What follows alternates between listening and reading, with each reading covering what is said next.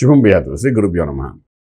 జ్యోతిష్యంలో మనం చూసుకుంటాం, ప్రతి రాశుల గురించి రాశి ఫలాలు చెప్పుకుంటుంటాం. ఒక్కొక్కసారి కొన్ని గ్రహాలు మారుతున్నప్పుడు, ఒక రాశి నుండి ఇంకొక రాశి మారేటప్పుడు దానివల్ల కొంచెం ఇంపాక్ట్ అనేది మారుతుంటుందన్నమాట. సో అలాగా మారేటప్పుడు ఏంటంటే, ఇప్పుడు మనకు మకరంలోకి రవి ఉన్నాడు, రవి ప్రవేశించాడు. మకర సంక్రాంతి చేసుకున్నాం చక్కగా, 14వ తారీఖు వరకు అక్కడ ఉంటాడు. ఆ తర్వాత కుంభంలో ప్రవేశిస్తాడు అనుకోండి, అది డిఫరెంట్ ఇష్యూ. బట్ ఈ రవి మకరంలో ఉన్న టైంలోనే కుజుడు కూడా మకరంలోకి ఈ 6వ తారీఖు నుండి ఎంట్రీ ఇస్తాడనమాట. ఇచ్చి అక్కడ నుండి 45 రోజులు ఉంటాడు.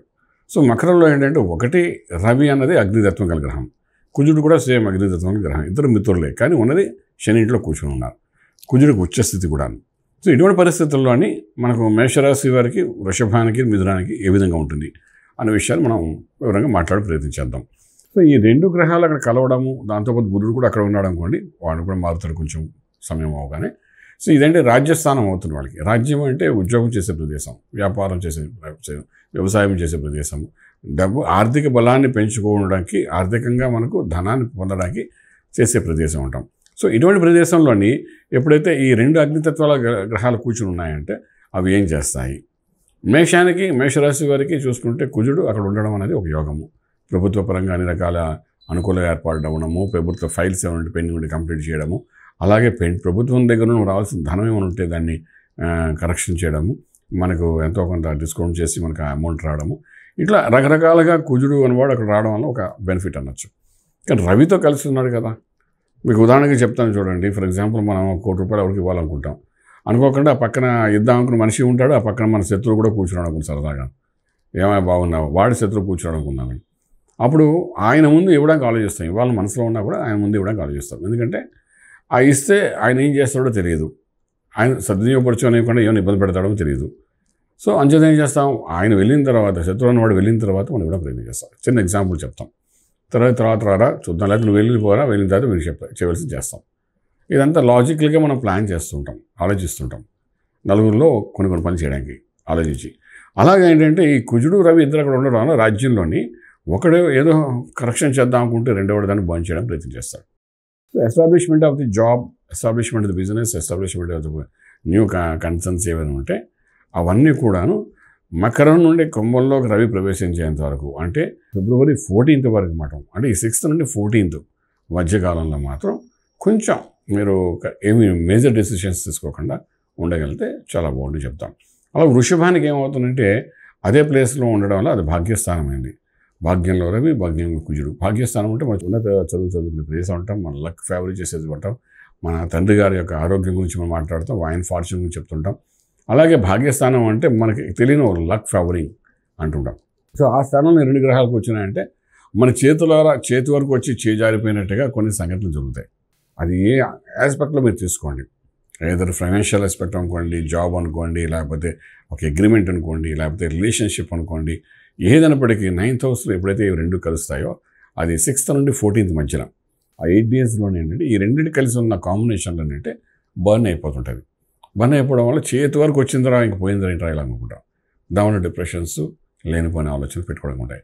అంటే వీలైనంత వరకు ఈ టైంలోనే అంటే ఏజ్ చాలా ఇంపార్టెంట్ మనకు అంటుంటాం మన లైఫ్లోని. ఆ పర్టికులర్ టాపిక్ కానీ, ఆ పర్టికులర్ ఇష్యూస్ గురించి కానీ మనం ఎక్కువగా కదపకుండా ఉండగలిగితే బాగుంటుంది లైఫ్లో. మనం ఫర్ ఎగ్జాంపుల్, నేను లైఫ్లో మీకు ఒక లక్ ఇచ్చే మనిషిని, నాతో మంచి రిలేషన్ మెయింటైన్ చేయాలనుకున్నాను. సో ఈ 6 days 7 daysకి మాత్రం వీలైనందరూ నాతో కొంచెం జాగ్రత్తగా మాట్లాడడానికి ప్రయత్నించాలి. ఎందుకంటే ఆ లక్ ఫేవరింగ్ కూడా మీరు ఒక మాట మాట్లాడడానికి ఇంకో రకంగా అర్థమయ్యే అవకాశం ఉంటుంది. సో ఈ వృషభాన్ని వాళ్ళు కొంచెం ఆ విషయంలో జాగ్రత్త తీసుకోవాలన్నమాట. అలాగే మిథునం వారి దగ్గరికి వచ్చినప్పుడు ఏమవుతుందంటే, మిథున వారికి అష్టమ స్థానం అంటారు.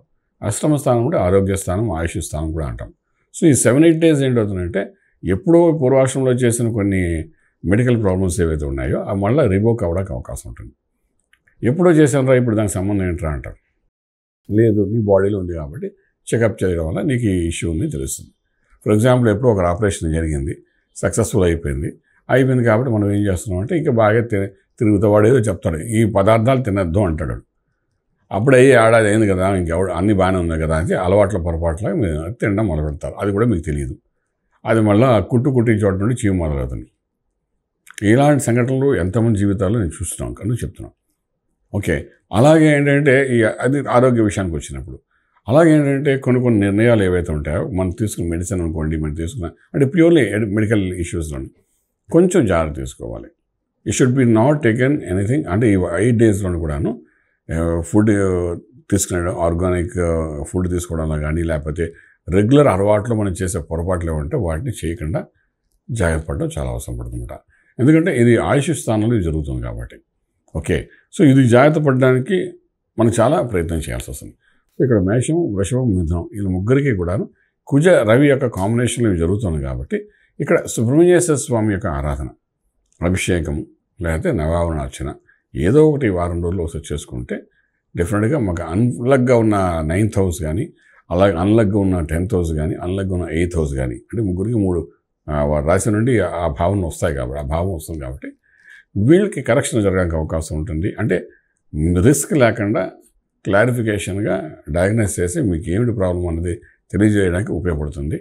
దాంతో మీరు మెడిసిన్ తీసుకుని దాంతో మీరు కరెక్షన్ చేసుకుని రాజమార్గంలో రాజ్యం పొందడానికి అవకాశం ఉంటుంది. శుభం వ్యాధం. పూర్తి వివరాలకు సంప్రదించండి శ్రీ వేదమాత గాయత్రి జ్యోతిష్యాలయం, Brahmasri మంతా Suryanarayana Sharma garu, Srinilayam, first floor, 101, Sai Vaibhav layout, Chitrapuri colony పక్కన, కాజాగూడ, హైదరాబాద్ 500008. సంప్రదించవలసిన ఫోన్ నంబర్ 8855559147, 8855559148, 9849996644.